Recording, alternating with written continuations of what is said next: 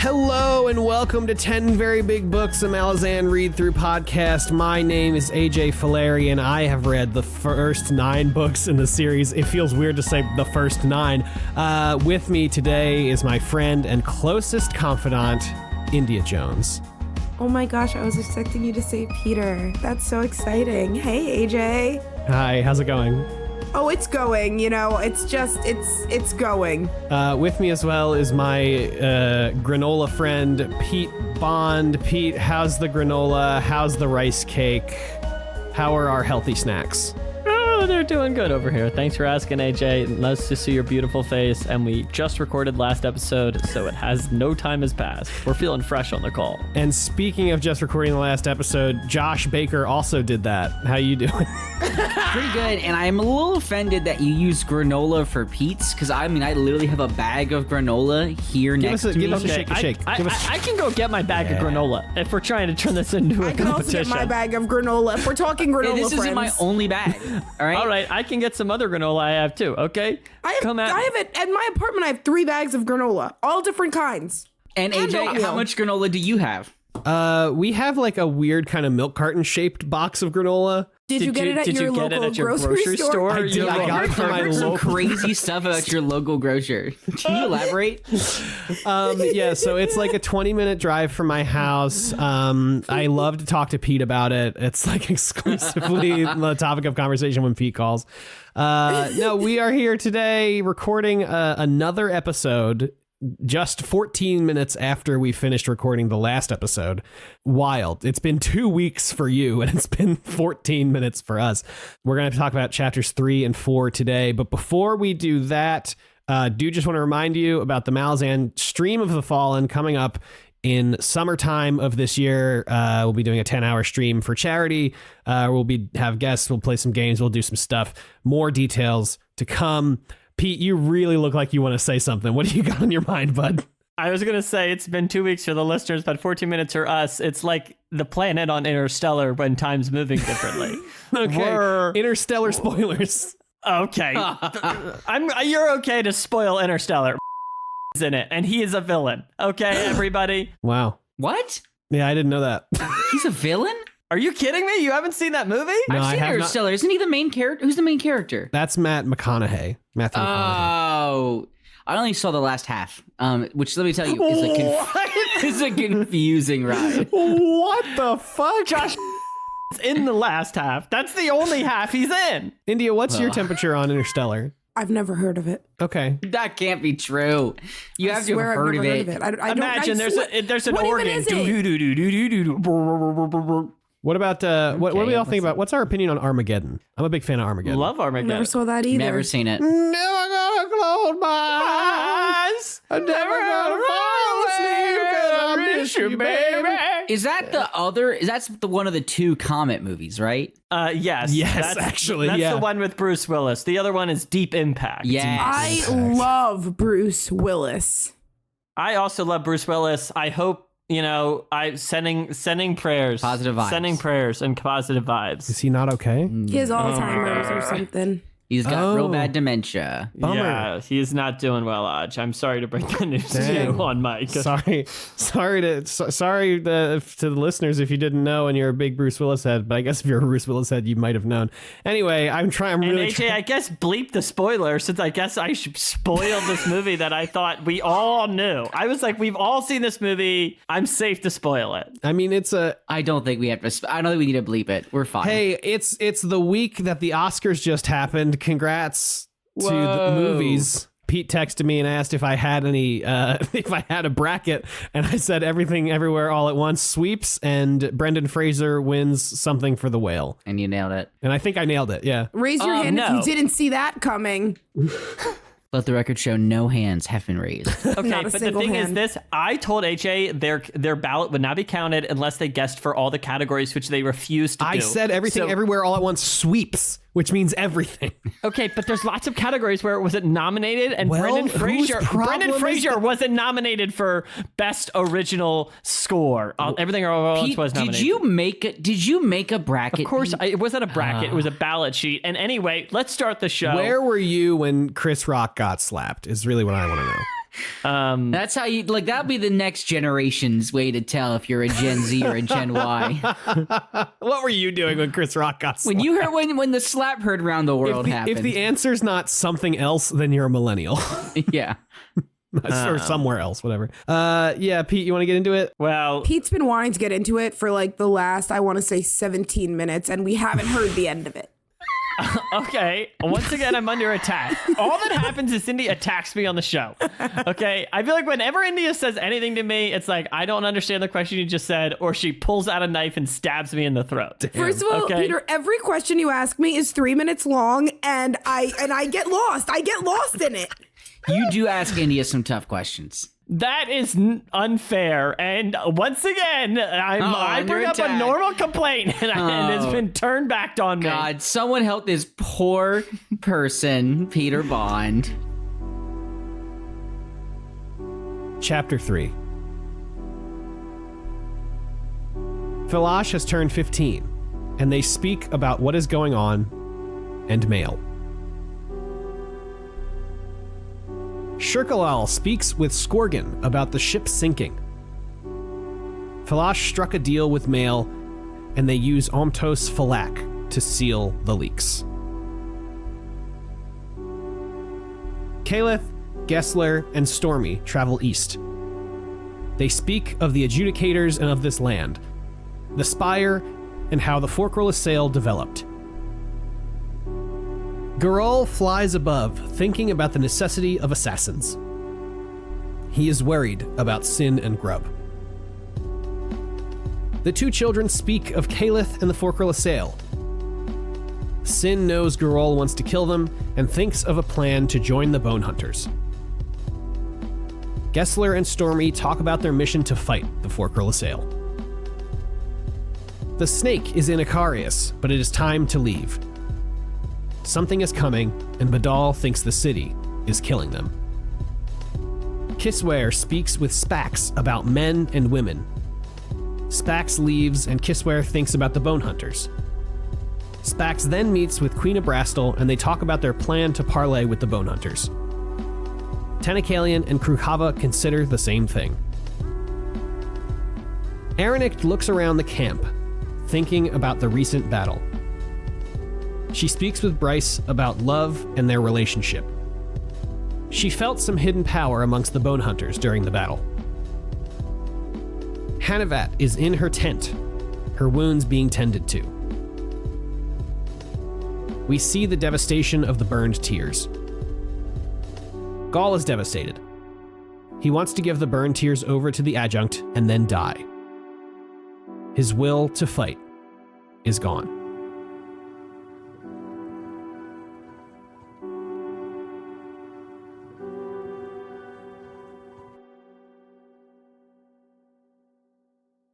We're on the ship. Yo ho ho and a bottle of rum.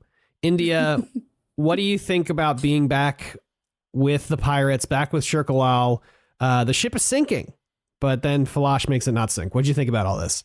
Loved every second of it. Great open to a chapter. Very fun and light, silly. A good way to bring us back. We haven't seen Shirkalal in a while. Like we have, but like not in any way that makes me feel, and still really honestly not that much, but any moment with Shirk is fun and cool, and I love it. And Filash is interesting. Filash is interesting, right? I totally agree. I'm like, what's your deal here?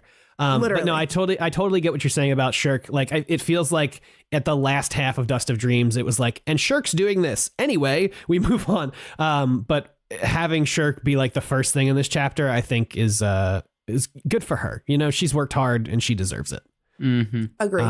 Josh, any feelings about this weird Omtos Falak energy? We'll talk about it again later in these chapters, but yeah, I mean, well, first off, I said in the last book that there are such strict rules about magic, and it's very curious that Felash is either so powerful to, it seems, ignore them, or is just understands better how to make certain deals. I don't know, but it's very interesting to me. And I mean, we know there's more to her than meets the eye, but I'm very curious if we're going to learn more about how she's able to do this crazy shit. Yeah. So yeah, but hype that they're not going to sink. because I love them. I think maybe it's just puberty, you know. I think we've all frozen the errant ship, you know, while we were going, you know, we were all hormonal, you know. Yeah, that makes sense. Pete, what about you? What do you think about this Shirk Lal stuff? I mean, do you like hanging with Shirk? I like Shirk Lal a lot. I've never loved the pirate storyline, if I'm being honest with you. Yeah, I think a lot of the draw for me is it's just like fun because it's pirates. No, and I like in my mind I should love it because I love Shirk Lal. I think Falash is interesting for a couple of reasons, but I don't know. It's never been my little thing, you know. Yeah, Josh, what do you think? With Kaleth, Gessler, Stormy, you know, we're hanging out with the Kachane again. We get some Garul stuff. Do you have any feelings about this kind of weird collective that we've got going on now that Sin and Grub are also here? I have never felt that there was a less likable collection of characters to be put together that are supposed to be sort of having a fun time. And I mean, it is just a wild collection to me. Mm-hmm. I love Stormy and Gessler, although sometimes Stormy and Gessler are a little much because like they sometimes are very, very, very mean to each other. Yeah. In a way that I'm like, what is your relationship? And then, you know, Kaleth's sad and defeatist and the Kachane Shamal are insects or lizards or whatever. Mm-hmm. It's a weird group. And then you add Sin and Grub to the mix. Like, and they're inscrutable. Yeah. I mean, I guess Grub's slightly better, but like, it wasn't that long ago that he was some weird kid walking around the battlefield picking up bones. Yeah. You know? Yeah. He was very much like a toddler, I would say. Yeah. Yeah, he was like 5 in that book, right? Yeah, and now he's years old. He is age. Yeah, he's age. It's a weird crew. But I shockingly am kind of excited to see where they go. Also excited for the possibility of them linking up with the Bone Hunters, because how the fuck do those armies march together side by side? Don't know. Can't wait. What's that we find? We just start giving the Kachane Shamal funny names. Oh, this is Redtooth. And funny name. Yeah. Oh, that Redtooth. That's Scallion. That's Scaly the Rascal, you know? There's at least one who's getting the name like shit breath. That one's Frank. Frankie. This one's Gerard. Yeah.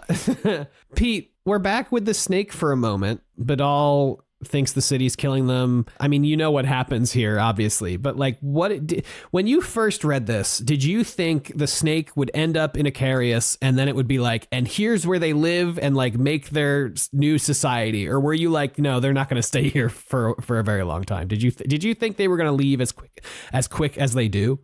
No. Wow. That's actually one of the, can I just tell you, that is probably the most definitive answer Pete has ever given when asked about their first time reading this series. Josh, what do you think? Did you think we were going to spend more time in Icarius? Because I did. I mean, after the last book, yeah. Is that what you mean? Yeah. We had to come back. There's too much lore here. We had to come back here at some point. But did you think, because Badal's whole thing here is like, oh, we have to leave because the city's killing us. Did you think that was going to be the conclusion? Oh, well, I didn't think they were going to live in the glass city in the desert forever with no one else. Sure. But I mean, now that I've said that out loud, that's really could have been a possibility, I guess. That's what I thought was going to happen. Yeah, I could see that being a thing that happens. But it also, okay, actually, rephrase. It does make a lot of sense to me that they have to leave because just in terms of pages spent on this storyline, it has to lead to something. Sure. And the something could, of course, be all of these allied armies going and finding Icarius and meeting these kids. Mm-hmm. But then what does that serve? Don't know. Kind of a weird thing. So they have to end up with the other armies. And I don't think all the other armies were going to magically run into Icarius on accident. Yeah. I don't know if I felt like the snake was going to be a recurring character, if I'm being totally honest with you. I feel like I would not have been shocked if the snake itself stayed, but Badal and Held and Rut left. You know what I mean? I could have seen the few of them kind of going their way and linking up somehow. If the whole snake leaves again, that's a stunt. Yeah, Josh, I think that is a really interesting point. I was hoping that we would never see them again. Wait, so does that mean though that they're really gonna have to like they're gonna be in this story? Like, what is their purpose? What do you guys feel about like what is the point of this? That's what I was saying, India. Yeah, Same boat. that's why I think they have to leave. Couldn't we have just left them? Well, so when they leave, I hope that's the end. Like, But they can't. It can't. We spent so many pages with them. It has to lead to something. I'm sick of that. That's the stupidest thing I've ever heard. Yeah. We've spent a lot of pages with a lot of people for less. Yeah, Andy, I thought the same thing. I thought we would be done with them after Dust of Dreams. Like they would get their like quote unquote kind of weird / happy question mark ending. Exactly. Of them, like they've arrived at a city, everything's fine. But no, I guess they're in this book and they are doing stuff. Yeah, I guess so. Something I did want to bring up, and I wanted to bring it up last episode, but I actually think it might be better to bring up here. In the last episode, in chapter 1, Cotillion is talking to those 3 dragons named Eloth, Kals, and Ampelis, which are also the names of the Rootids. Yes. Yes. And also Icarius is Icarium. So does that mean Icarium's a dragon, or what is going on? What do we think about this? Josh, do you have... Yeah. So this is Icarius, the city he built for the Jagged a long time ago. And he was in one. Yes, he was in one of. I think he was in Ampelis. No, Ampelis was unrooted, and that was the one that Calith's people are in. Yes. He was in one of the other ones. Yeah, I did catch that too, and I suppose what we learned from that is that either the Kachin Shamal worship dragons or are somehow descended from dragons or something like that. Did we skip that section? Because that was the very first thing in the. It was the very first chapter. It was the second time we see Cotillion in that chapter. Yeah, we didn't talk about that. That that shit's so sick. Yeah, we kind of combined them, if I'm remembering correctly, when Pete asked me what I thought of Cotillion. I forgot to bring it up. That was a couple weeks ago, you know. It was a couple weeks ago, yeah. Yeah, so that's kind of interesting. And I forgot that Icarius was the Jagged city and not a rooted city. That's my bad. Anyway, moving on. Kisware talks. Spax is there. Anybody have any impressions of this? India, what do you think about what Kisware is up to, hanging out with what's left of the burned tears, or not the burned tears? Sorry, what's their name? Oh, you're talking Kisware. Bolcondo. She with the Bolcondo. Sorry, yeah. I just misspoke. Sorry. Yeah, Queen of Brastel and stuff. Where are they? Where the hell are they? And why is there a queen? Well, there's a queen because there is but just a queen of Bolcondo. That just is the thing. What do you mean? Why is there a queen? And Kisware? I always thought that Kisware was a part of the Bone Hunters, or at least with them. She is. She's the one that left to go find the allies and be like, "Yo, move faster." Yeah. Oh, and that's why she doesn't want to go back, because she fucked up.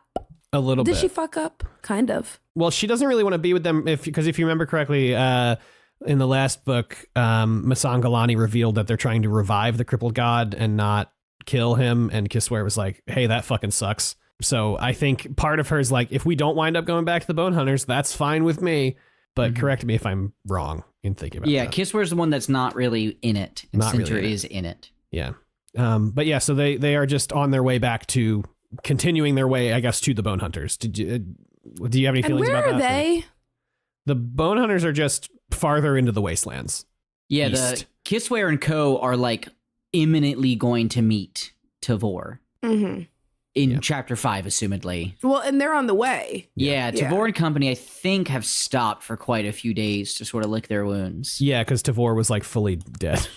Yeah, crazy. Yeah, they all got pretty fucked at the end of the last book. Yeah, it was pretty bad. But before we get to actually getting back to catching up with the Bone Hunters and stuff in the next chapter, we do some catching up once more with Aranict and Breeze. Josh, what do you make of this romance? What do you think about this? I mean, it was a romance, and then at the end of the paragraph with them, it felt like a moment had passed. I don't know. It's made me feel really sad, honestly, because they were sort of. I think we were in Breeze's head. Yes, Bryce's head, however you want to say it. We were in his head, and he sort of reflects on how hard it is to be not only her superior, but for her to have her own crazy responsibilities and to balance that with like being in this sort of relationship with him. And I actually thought it was one of the better takes on relationships in the series. And it has lasted almost no time and hasn't even hardly been official. And it really feels like it's already over. Yeah. And I might be wrong. I could have been reading more into that last line than I should have, but I really liked it. I agree with what you said, Josh. I feel like the two of them have one of the most normal ass fucking relationships in the series. So one might call it healthy. Well, yeah, one might call it healthy. I do think this line is really nice. They're just talking about how they each are different than other people in their lives that they have talked to. Bree says, I am not reflected in you, just as you are not reflected in me. So what is it that we found here? And she says, how should I know, Breeze? It is as if I stand facing you from an angle no one else can find, and when I'm there, nothing rises between us. A trick of the light and your fortifications vanish, so you feel vulnerable. I just think that's like a really sweet sentiment. Yeah. It's really sweet. It's really good. India, do you have any feelings about this this budding, maybe dying love? I didn't think it was dying. I think it's still budding. I think you're right. I think a lot of the times in these books, it's like it either we don't do any, like we are kind of friendly for an entire book, and then we are like together at the end and we love each other more than anything, or it's like we like bang once and that's it. But this feels like there is like a longevity to it. You know what I mean? Where it's kind of ebbing and flowing, and like we're talking about personal things and it's getting a little weird, but maybe we move on with it, you know? And then finally, we get kind of a mirror of that one scene we got in the last book of Gaul, like loving everything and like loving his family and stuff. And now that he's been like shot down or beat down by the Kachin Naruk, he's like, fuck this, fuck everything. I'm telling everybody that I'm like, they shouldn't follow me anymore and I'm just going to die. This is really sad. This is really sad. Huge bummer. Oh my God, yeah. What do you think about this stuff? What do you think about this Gaul I talked stuff? about it before. I just find the whole Gaul burn tears situation and just the burn tears storyline throughout the series particularly moving. I mean, you know, and that extends to the kind of how he is kind of putting this on himself in this way. And he's obviously kind of filled with this guilt and this self-blame, and it's just eating him up. It's like totally wrenching. So It's a little selfish. Well, I mean, yeah, a little bit, I suppose, if he is like leading these people, but if he feels like he's failed in leading these people, you know, he's like, well, I shouldn't be leading. Every one of his kids is dead. Yeah. Every one of his kids is dead, and he won't sleep with his sister-in-law. Who is it that tries to seduce him? And he's like, it is his son's wife. His son's I believe wife. it's his That's son's what it wife, was. correct? Yeah. I just want to end off with this final section. Or she tells him, the Wiccans would have died just as your warriors died. No different. Battles are lost. It is the world's way, but you still breathe. Gather up your people. They look to you. And he says, no, I'm not going to lead anybody into battle. And then she leaves and he thinks to himself, I know what this is. It is fear. For all my life, it has waited for me out in the cold night. I have done terrible things and my punishment draws near. Please hurry. For this night, it is very cold and it draws ever nearer.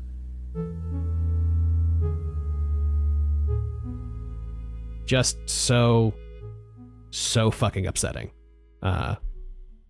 Makes me really, really sad. So, does anybody else have any more articulate thoughts than it makes me sad before we move on to chapter 4? I don't. Beautiful. But I did want to just reiterate, thank you to everyone who supports us on Patreon. We don't have a section to do it today because we just recorded our last episode, but thank to everyone who supports us, makes the show wildly sustainable, and we hope you are well. Special shouts out to my boy Lil Jimmy. Moving on.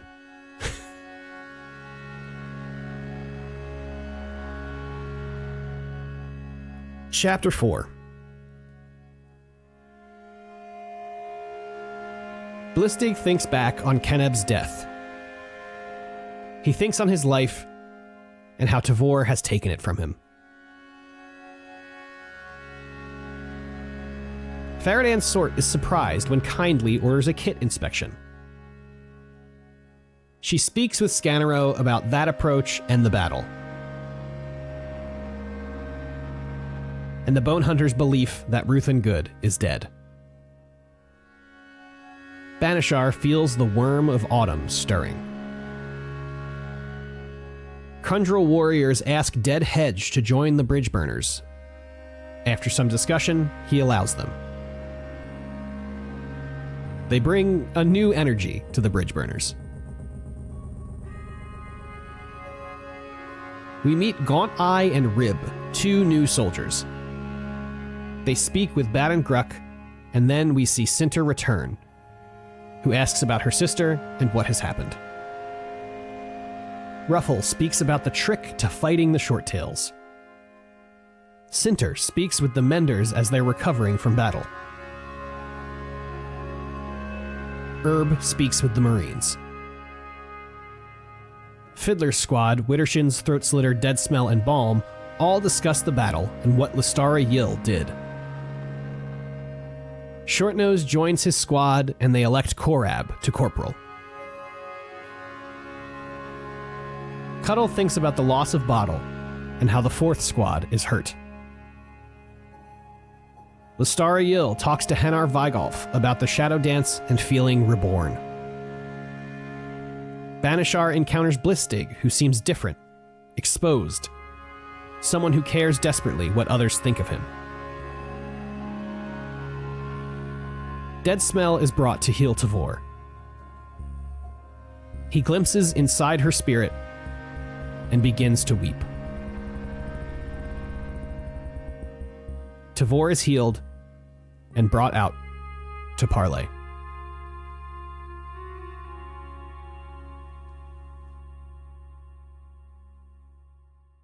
All right, we are back with the Bone Hunters / Bridge Burners ?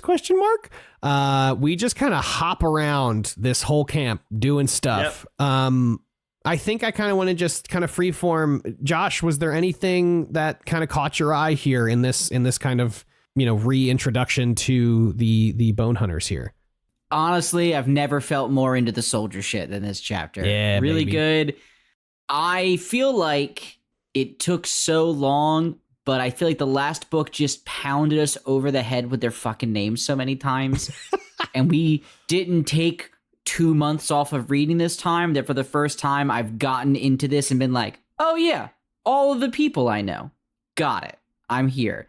It's taken a long time to feel that way about them, but sure.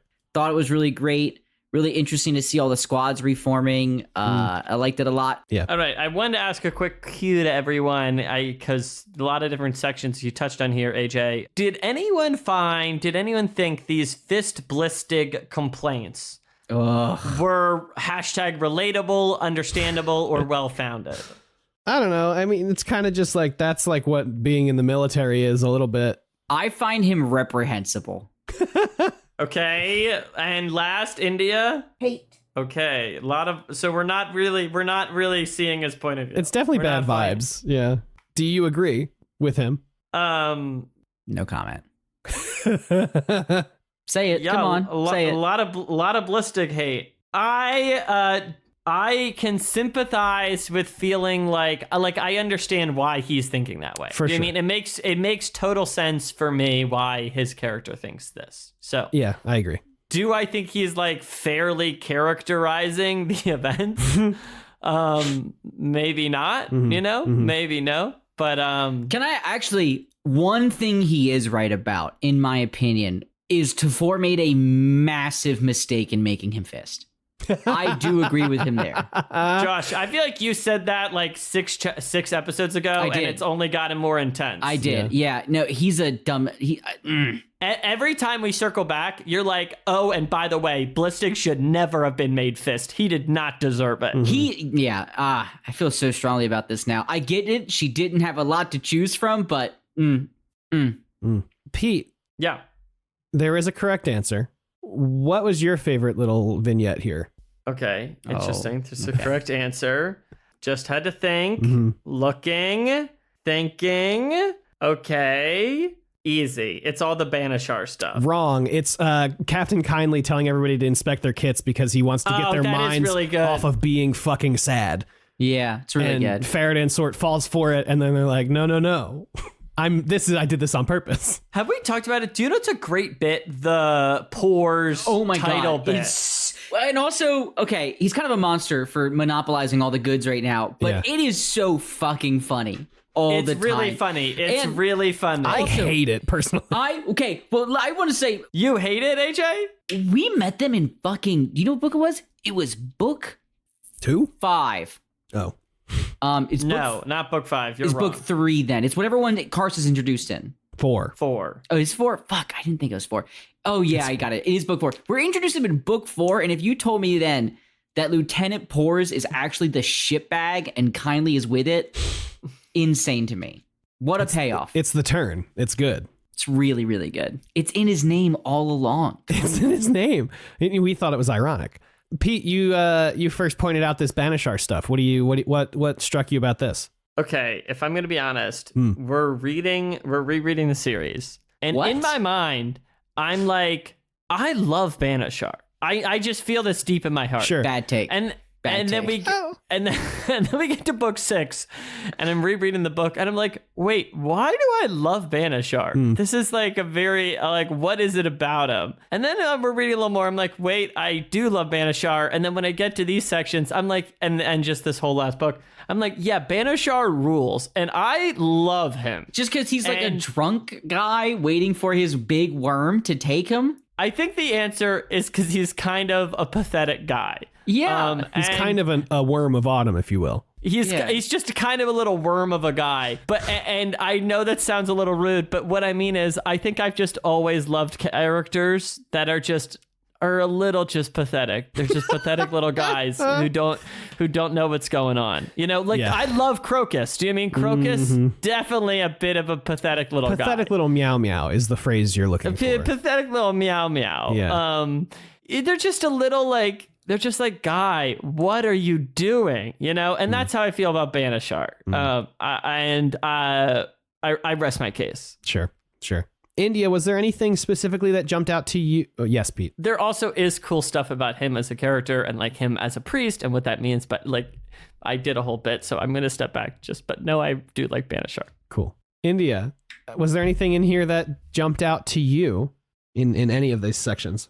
India, this is a little later in the chapter, but we catch up with Lestara Yill. We haven't seen her since she did her fucking shadow dance. Sexy. And also cleansing, ? She says that Hanar Vigolf asks about it, and she's like, oh, actually, this wasn't a shadow dance. This was actually the same shadow dance. And I was Cotillion, and now I'm scrubbed clean, and I'm a new person. What do you think about the vibes of this? Yeah, that was fucking weird. It went from being cool and sexy to this is off and strange. Right. But I do remember some weird conversation between her and Cotillion. I don't remember what. Oh, you know what? You're right. What did they talk about? Yeah. And I feel like she was resistant about something. Sure. And I'm feeling like this could have been in some way part of the grand plan. But it was weird, didn't like it, but I'm glad that she's feeling clean and reborn. ? Yeah. I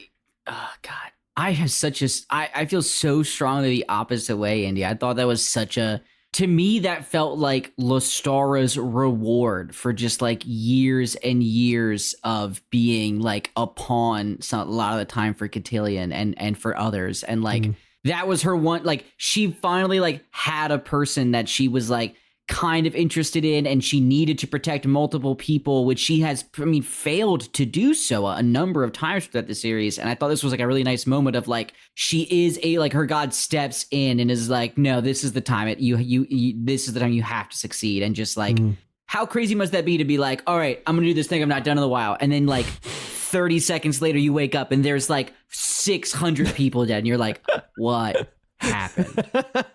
If only I could shake my ass and kill 600 people. The shockwaves from the cheeks clapping together. Literally. Yeah, I think that stuff is really sick. I'm really curious to see what this means for Lestara moving forward in this book. Because the last time we saw Cotillion be someone, it was Apsalar, and that did not work out well. Right, exactly. And that was against her will AF. Yeah, so. and I think this is a different situation for sure, but it is still like Cotillion working through a mortal person, which is just not good vibes, I don't think. Yeah, talk about being like a legitimate pawn, Josh. True. Okay. We've all touched on spots now. Let's just get the rest of the stuff that we did not get to yet. Loved this. Josh, what did you think about the remaining burned tears going to Hedge and being like, hey, they won't let us be bone hunters. Can we be bridge burners? It's weird. Yeah. The whole bridge burner thing is weird and I don't get it, but I do kind of get the idea of like making your own legend. And I guess that's what they're doing. And it is kind of sick. I like it a lot. Good on these burned tears too for wanting to do more. Yeah, I think, what did you think about this whole, like, they salute and whatnot, and Hedge is like, we don't do that here. Like, what did you think about this, like, there is no hierarchy, quote unquote? It's so, part of the bridge burners are so rooted in myth, you know, and I love that Hedge is just constantly creating that myth. He's never not creating the myth of the bone hunters. Sure. Everything is about, this is what bridge burners. Everything is about what the bridge burners do and have done and will, and it's really, I like it a lot. Yeah. Pete, what about you? I know we had that whole conversation in the last book kind of about the Malazan Empire and stuff, and like how the books kind of not flip-flop, but they have kind of mixed messages about, you know, the goodness or not of Empire. But what did you think about the all of this bridge burner stuff? Did you think this was cool? Did you like it? Did you think it was weird?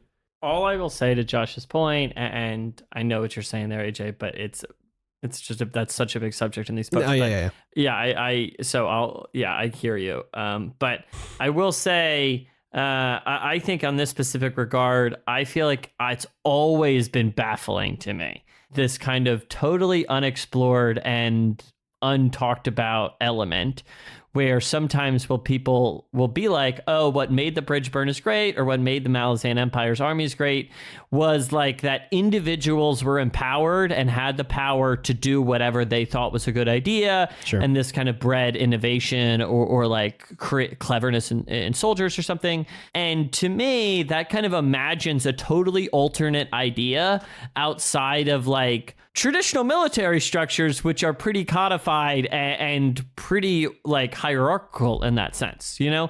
So what would it mean to have an empire and an imperial military have a completely different type of system like that? Is something completely unexplored and confusing to me, and how it works in the narrative is also confusing, because I also think this is being presented as a good thing tacitly, because the Malazan Empire, since it is successful by on their terms, which means they've conquered a lot of stuff, and I think are centered in a position of power, it's like, okay, so I guess that's a good thing, but what does that mean? Do you mean? It's like, I feel like it doesn't actually, there's not a lot of clarity with what it means in the story to have have this type of individualized military. So then when someone says it's a good thing, I guess I'm so completely lost. So that's basically my thoughts. I don't know if that made any sense. No, I think there was some stuff in there, but it's definitely, like you said, it's a much bigger thing, I think, than just this individual meeting. So there's a bunch of other little stuff in here that kind of I don't have many feelings about. But in the very end here, Dead Smell is finally brought to heal Tavor. Some point earlier in the chapter, Dead Smell has said, like, my magic feels real cold. It's very strange. And they're like, it's fine. So then they go to heal Tavor, and he does. But he is really upset about it, because he basically says, I saw inside her mind and her soul, and she is so sad and so fucked broken up. Josh, what'd you think about this?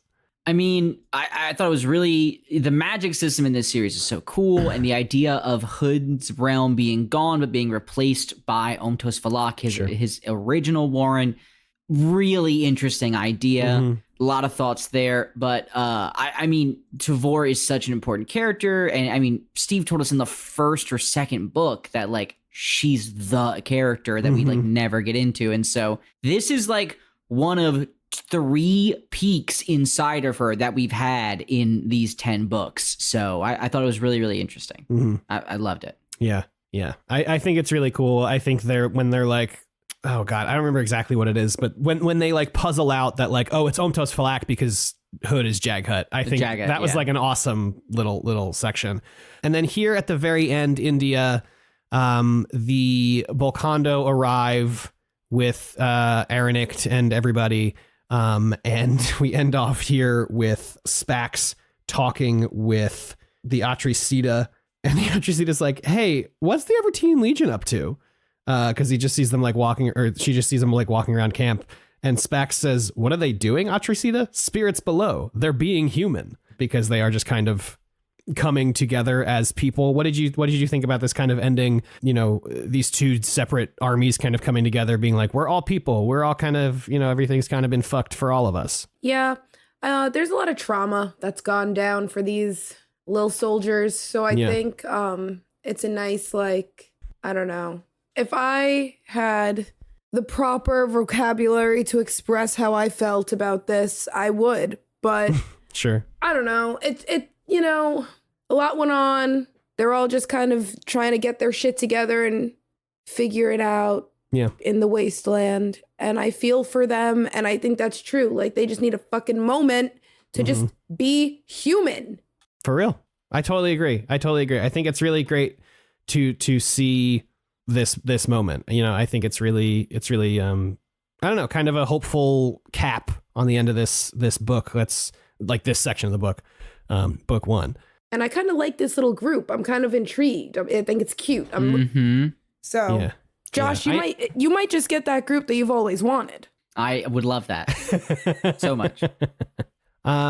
Pete, how about you? Do you have any feelings about this final moment here? This they're being human? No, I have nothing to add. I think India did a good job of articulating my feelings. I totally agree. And I think in retrospect, the title of this book, He Was a Soldier, I think is really good.